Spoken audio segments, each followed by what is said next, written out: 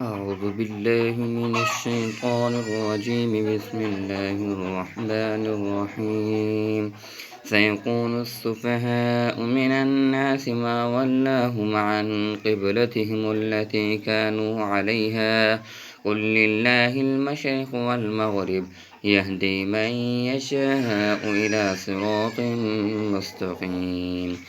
وكذلك جعلناكم أمة وسطا لتكونوا شهداء على الناس ويكون الرسول عليكم شهيدا وما جعلنا القبلة التي كنت عليها إلا لنعلم من يتبع الرسول ممن ينقلب على عقبيه وإن كانت لكبيرة إلا على الذين هدى الله وما كان الله ليضيع إيمانكم إن الله بالناس لرءوف رحيم. قد نرى تقلب وجهك في السماء فلنولينك قبلة ترضاها فول وجهك شطر المسجد الحرام وحيث ما كنتم فولوا وجوهكم شطره وإن الذين أوتوا الكتاب ليعلمون أنه الحق من ربهم وما الله بغافل عما يعملون. ولئن أتيت الذين أوتوا الكتاب بكل آية ما تبعوا قبلتك وما أنت بتابع قبلتهم وما بعضهم بتابع قبلة بعض ولئن اتبعت أهواءهم من بعد ما جاءك من العلم إنك إذا لمن الظالمين.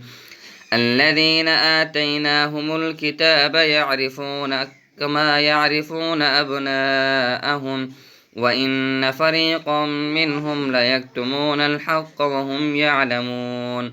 الحق من ربك فلا تكونن من الممترين. ولكل وجهة هو موليها فاستبقوا الخيرات أينما تكونوا يأت بكم الله جميعا إن الله على كل شيء قدير. ومن حيث خرجت فول وجهك شطر المسجد الحرام وإنه للحق من ربك وما الله بغافل عما تعملون.